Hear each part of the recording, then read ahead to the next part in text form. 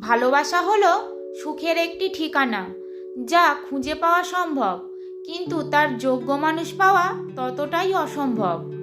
ভালোবাসার মানুষটি হারিয়ে গেছে মানে এটা নয় যে ভালোবাসাটাও ফুরিয়েছে। হয়তো ভালোবাসাটা আছে মনের এক কোণে। এক ফোঁটা বিষ অনেক জল নষ্ট করে দিতে পারে। ছোট্ট একটা পাথর বড় একটা কাঁচকে ভাঙতে পারে।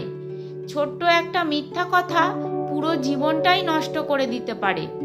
টাকার থেকেও দামি হয় একটা মানুষ, আর দামটা ঠিক তখনই সবাই বুঝতে পারে যখন সেই পৃথিবী থেকে বিদায় নেয়।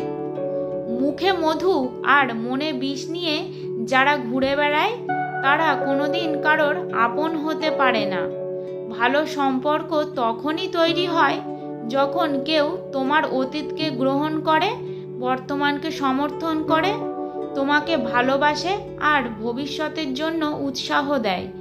যদি তুমি সত্যিই কারো সাথে সম্পর্ক ভালোভাবে বজায় রাখতে চাও, তাহলে তুমি সব সময় এটাই বিশ্বাস করো যেটা তুমি তার সম্পর্কে জানো, সেটা নয় যেটা তুমি অপরের মুখ থেকে শোনো। যে তোমার জন্য তৈরি হয়নি সে তোমাকে ছেড়ে যাবেই, আর যে তোমার জন্য তৈরি হয়েছে সে সব কিছু ছেড়ে তোমার কাছেই আসবে। সম্পর্কে থাকলেও অনেকেই আপন হতে পারে না, কারণ আপন ভাবা ও কাউকে আপন করে নেওয়ার জন্য সুন্দর মানসিকতার ও সুন্দর মনের প্রয়োজন।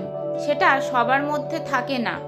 সবার সাথে যতই ভালো ব্যবহার করো না কেন, কেউ না কেউ তোমার বদনাম করবেই।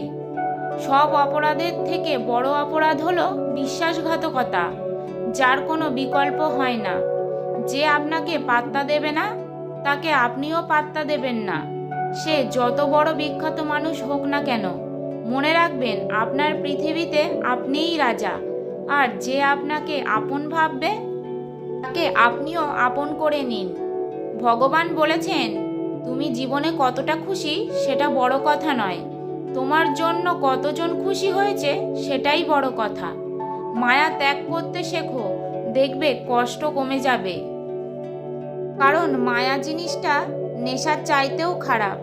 পৃথিবীর সবচাইতে নিষ্ঠুর মানুষ সেই যে তার নিজের প্রয়োজনে কাউকে ব্যবহার করে আর প্রয়োজন ফুরিয়ে গেলে তাকে দূরে সরিয়ে দেয়।